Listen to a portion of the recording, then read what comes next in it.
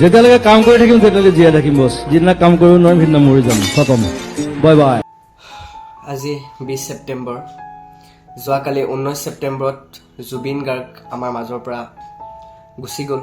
তেখেত গুচি যোৱাৰ দুখটো চাগে সদায় থাকিব আৰু এয়া দুখ কেতিয়াও আঁতৰি নাযাব।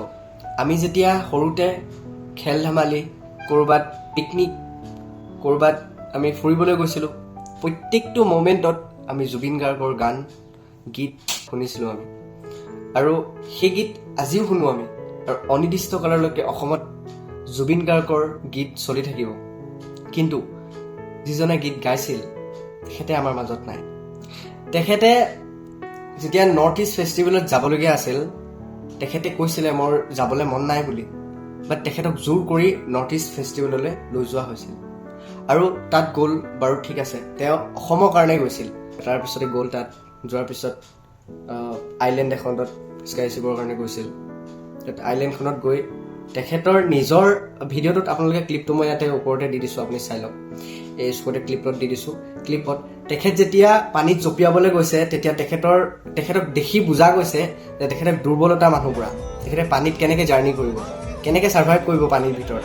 এজন 50-60 বছৰীয়া বয়সীয়া এজন মানুহ তাতে বেমাৰত ভুক্তভোগী আছে, আৰু সেই মানুহজনক পানীত হেৰি কৰিব দিছে। ডক্টৰে তেখেতক ৰেষ্টৰ কাৰণে কৈছিল, মানে বাহিৰলৈ যোৱা, ইয়াতো তেখেতক মানে ৰেষ্টত থাকিবলৈ কোৱা হৈছিল।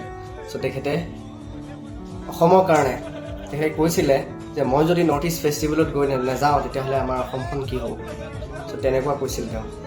যিকেইজন মানুহে তেখেতক লৈ গৈছিলে আৰু তাত যিকেইজন মানুহ আছিল, তেখেতলোক দুখী থাকিব। এই ভিডিঅ'টোত মই সেইটোৱে কৈছোঁ। আৰু অসম চৰকাৰক আমাৰ ৰাইজৰ ফালৰ পৰা এটাই কওঁ, তেখেতক অতি সোনকালে অসমৰ ৰাইজৰ ওচৰলৈ আনক, আৰু আনি তেখেতক লগালগ ব্যৱস্থা নকৰিব, অলপ দিন ৰাখক। অসমৰ ৰাইজে দেখক, তেওঁকো মানে হেঁপাহ পলোৱাই দেখাকৈ ৰাখক তেখেতক। 2 দিন, 3 দিন, 4 দিন ইয়াতো ৰাখক। তাৰপিছত আপোনালোকে ব্যৱস্থা লওক। ইয়াৰ ভিডিঅ'টো ক'বলৈ